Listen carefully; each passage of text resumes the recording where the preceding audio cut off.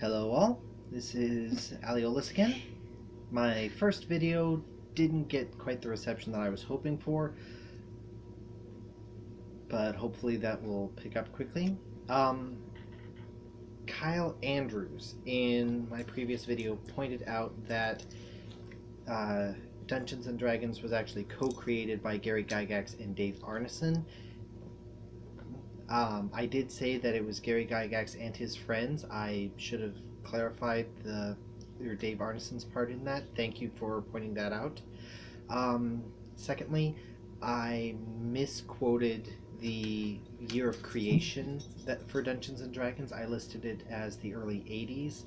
I afterwards discovered that it was actually 1974 that the very first version of it was created, and then in 1977 the first edition Advanced Dungeons and Dragons, first edition Basic Dungeons and Dragons rulebook was released for general usage.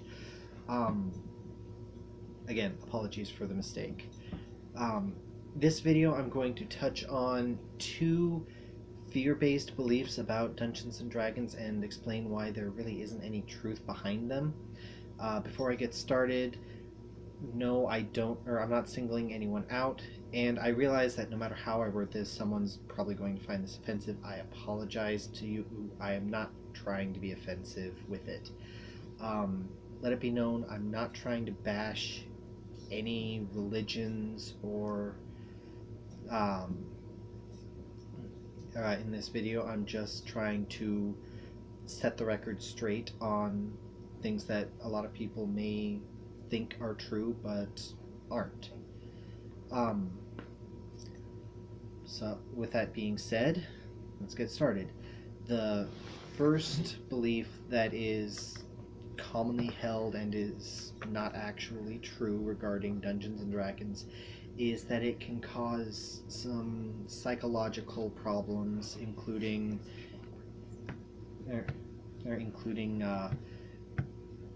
higher tendencies of suicides, tendency to commit other violent crimes like murder, and similar issues. In my research, they all seem to tie back to an incident in 1979 at which point a 16-year-old boy by the name of James Dallas Egbert III attempted to commit suicide, failed, and hid away for about a month. During that time, an investigation transpired where they were trying to find him. It was discovered that he played D&D, and the investigators and the news reports played that aspect of the story up immensely. There was actually a novel based off of the exaggerated news reports, which in itself was exaggerated further, which then was turned into a motion picture by the same name called Mazes and Monsters. The movie starred Tom Hanks. I've never seen it. I know a lot of people have, and from what I've heard, it's a very good movie. Let it be said that while the incidents in the movie are based off of the news reports somewhat loosely, the news reports themselves were exaggerated with regards to the connection between James's disappearance and his playing Dungeons and Dragons. The actual investigator, William Deere, released a book called The Dungeon Master in 1984, where he talked about the truth behind the case and actually said that there was no apparent connection between James's disappearance and the fact that he played Dungeons and Dragons. There have been a number of studies years back to try to create a connection between D&D and these issues, and if I remember right, the numbers were basically out of 8 million people that played Dungeons and Dragons, 65 of them were responsible for committing violent crimes, murders, suicides, etc., and they were trying to say that it was because of D&D. That is less than 1%.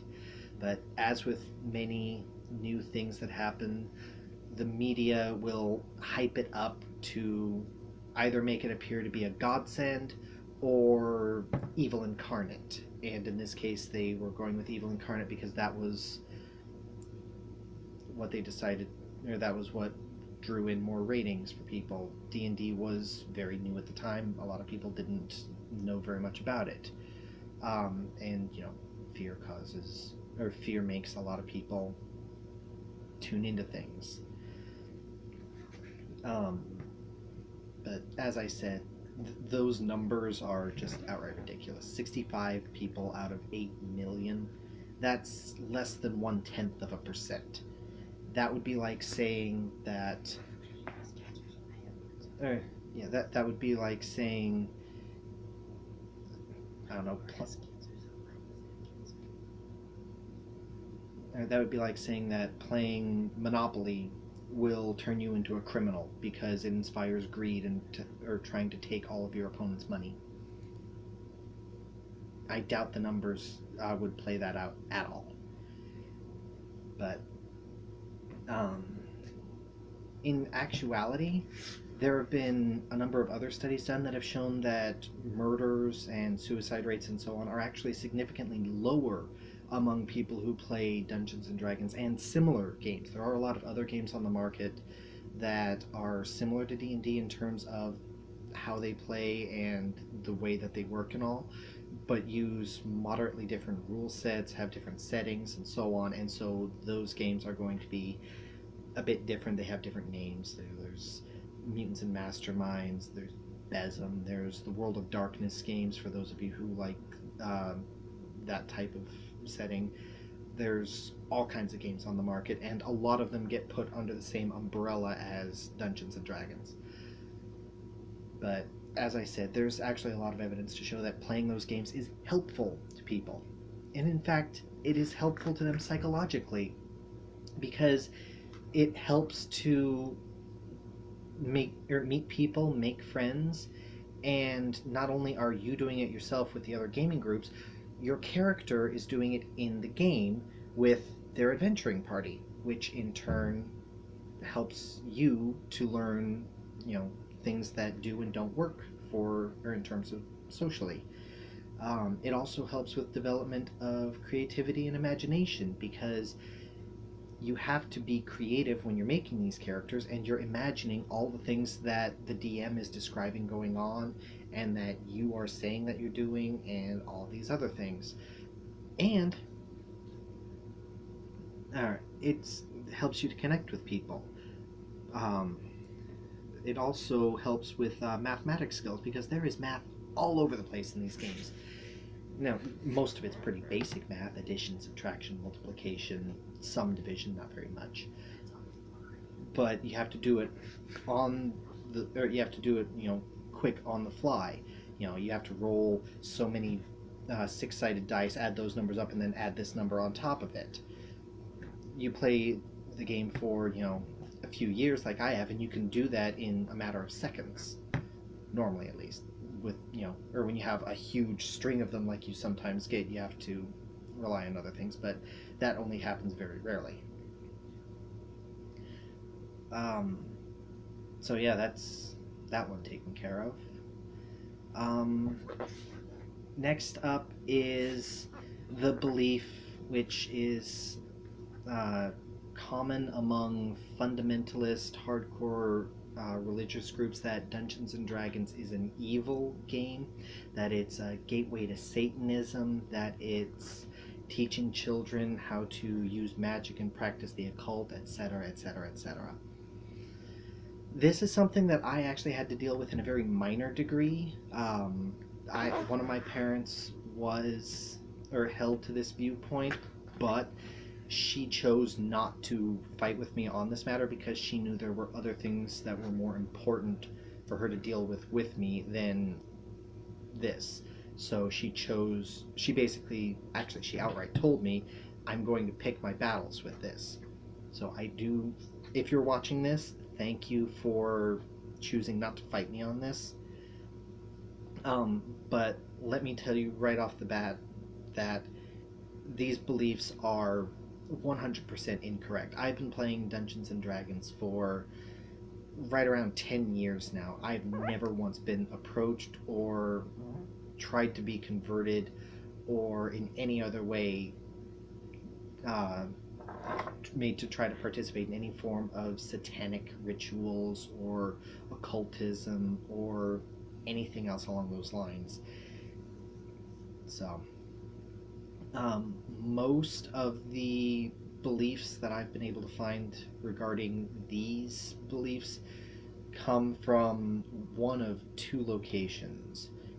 First off is a woman by the name of Patricia Pulling, who her son committed suicide in early 80s. She found out that he played Dungeons and Dragons and somehow came to the belief that the fact that he played Dungeons and Dragons was what led him to suicide. He had brought some sort of curse onto himself or something. She actually tried to sue the company that owned Dungeons and Dragons at the time, TSR, for a wrongful death suit. That was thrown out of court in like 1984 about, and shortly after that she formed a group called Bothered About Dungeons and Dragons, BADD, or BAD, which was basically a one-person advocacy group trying to get Dungeons and Dragons completely eliminated from the face of the earth, and she was pursuing that goal 100% hardcore until she died of cancer in 1997.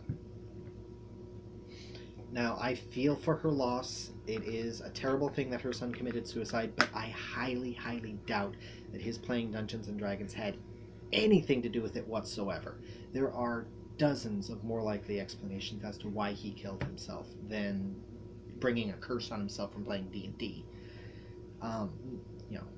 Not to put too blunt of a point on it, but from the description I read of her, she seemed like a very overbearing mother, the type of person who, would have a kid in their 30s and would still be trying to control every single aspect of their life, which that in and of itself can drive a person to kill themselves, just to get away from them. Now, that may not be a correct assessment. I did not know the woman, so I can't say that that is the way that she was. From what I read, that was the way she seemed. So let me just say, I don't know. If you do have a child or a friend that plays Dungeons and Dragons, I can guarantee there are far worse things they could be doing other than sitting in a room with friends, rolling dice, and verbally describing things that they're doing and saying through role playing and the like. I won't get into all the things that could be or that are worse than that, because that would be an entirely separate video and probably take several hours to go through. But as I said, that's one of them. The other person that seems to be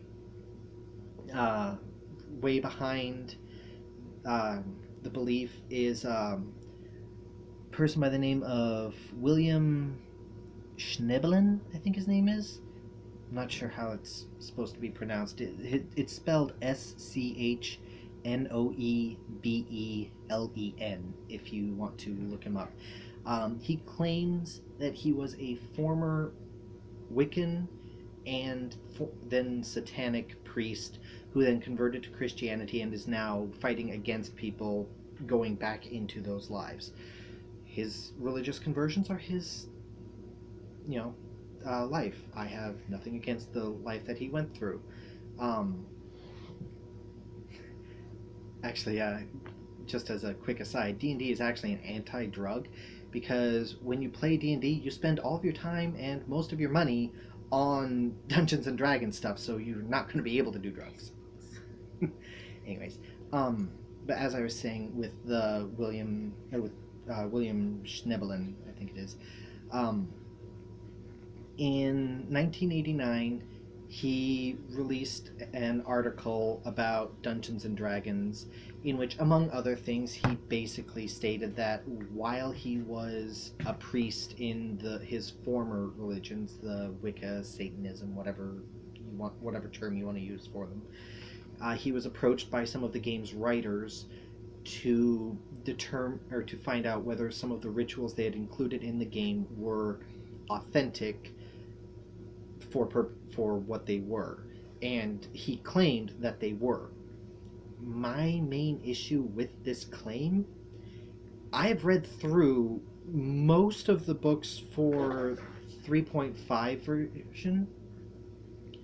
Let me just say this, I know quite a few people who follow a pagan lifestyle, and I can guarantee that the few rituals that are talked about in the game are not correct at all, and there are not very many rituals talked about in it at all. Like, I've read through a large chunk of the books, and I can only think of one, maybe two rituals that are talked about even vaguely, and they don't give specific details. Now, I haven't read through a lot of the older books, so it's possible that for the earlier editions they did go into more detail regarding it, but I would still be very, very surprised if I were to find out that those were actually real, occult rituals for people to use.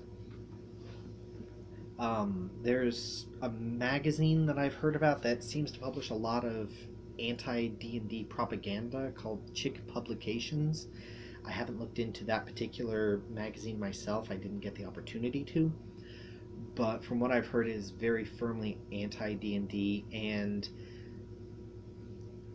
from what I've seen, there's not a whole lot legitimately supporting their claims.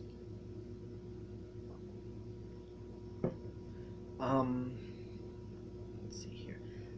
One thing that I heard, the only thing that I heard, or was able to find, which would be a legitimate religious reason to not play Dungeons and Dragons, if you want info specifically on the religious implications of it, I'm going to be letting my wife say a few words once I finish with this, and she'll go into more detail regarding it. Quite honestly, the only religious viewpoint that I came across that would be a valid religious reason to not play Dungeons and Dragons would be the Christian viewpoint that you should not participate in anything that is connected to paganism or the occult or whatever. That is a valid viewpoint. There are connections between D&D and the occult. They're very faint connections and do not affect the actual people who are playing the game in any way, shape, or form. That being said, if you're holding that viewpoint, then that is your choice, but you need to be aware there are a number of other things that you would also need to completely abstain from. The Nike company, you would not be able to wear anything that used their logo or was made by them, because Nike was the companion to the Greek goddess Artemis, goddess of wisdom and victory. You'd not be able to watch or participate in or in any way acknowledge in a positive way the Olympics, because those were originally a game celebrating the Greek gods. And there are a number of other ones which, if I went into most of them, would probably start a war that I don't want to get into. But my point stands that that's a ridiculous hardcore viewpoint. If you want to hold that viewpoint, I can't stop you. It's your life to live. But it seems a bit excessive to me. Let's see here. Is there anything else I should be touching upon with this?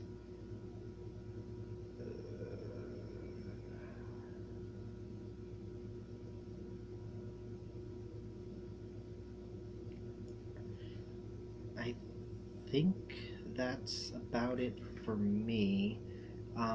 Other than that, the only negative thing that can be said is the very real fact that we will be sitting, or people who play D&D will be sitting typically in a room indoors with soda and snacks for hours on end, They'll be laughing, having a lot of fun. You won't be getting a whole lot of physical activity though, unless of course you're a LARPer, which they're a small group that actually physically acts out their roleplay. They're the most noticeable group, and they tend to cause the most problems for D&D groups as a whole.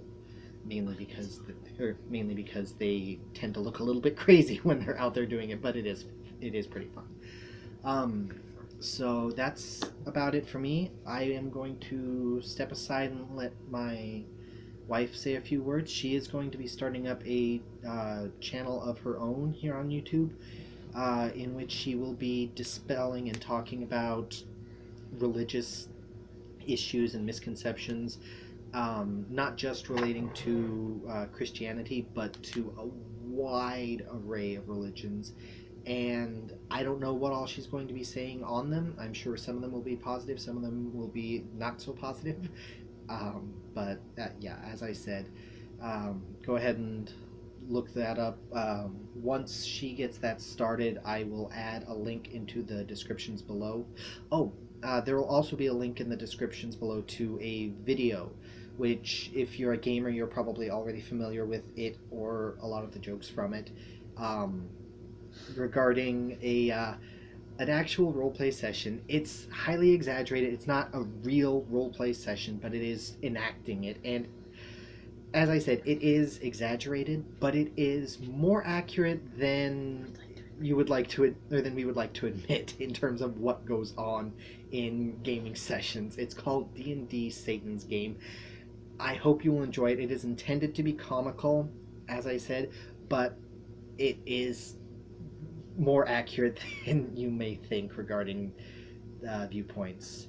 So having said that, I will go ahead and turn this around so that my wife can say her piece. See ya.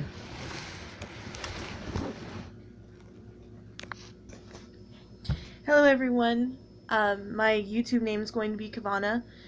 I'm going to be starting a channel about religious stereotypes, things like that, because in this day and age, they need to stop. This is not the time of the Puritans anymore. This is not the time of the witch hunts. And personally, being pagan, I am very tired of the ignorance. And let's face it, if you want peace, if you want understanding, then you have to break that ignorance, step out, and try to educate the masses.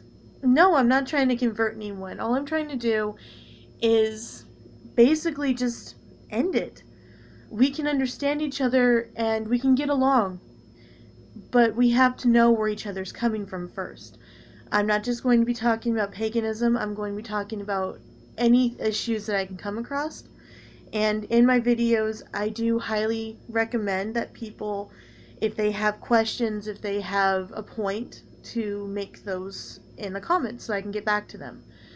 In regards of the issue that Aliola's talked about with the man who said he was a priest, first of all, I have to state out that satanic priests and Wiccan priests are complete opposites.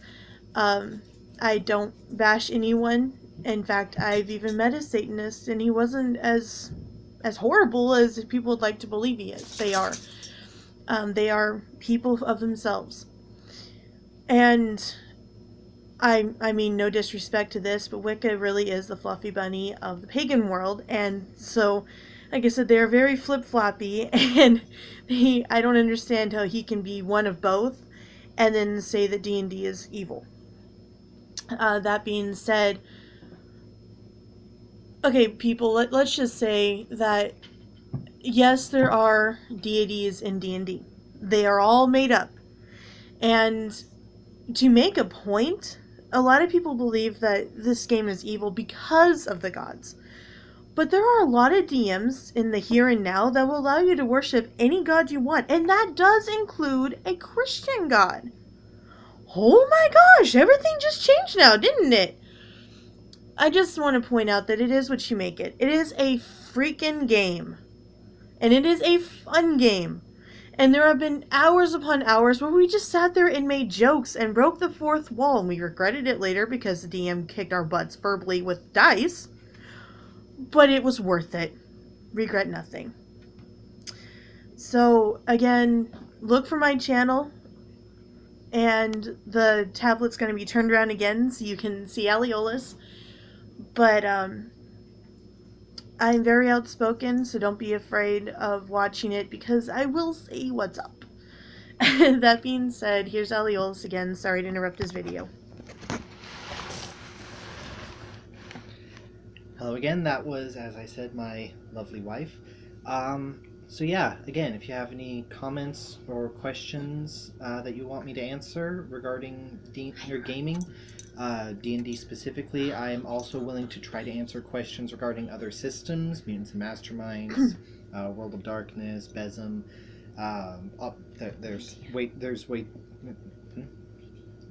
Vampire. That's part of World of Darkness. There's way too many to go ahead and try to list through all of them. Excuse me. But again, just go ahead and post them in the comments section for the video, and I will answer them in my next one. And I will. Sorry about that. I will see you when I see you. Later.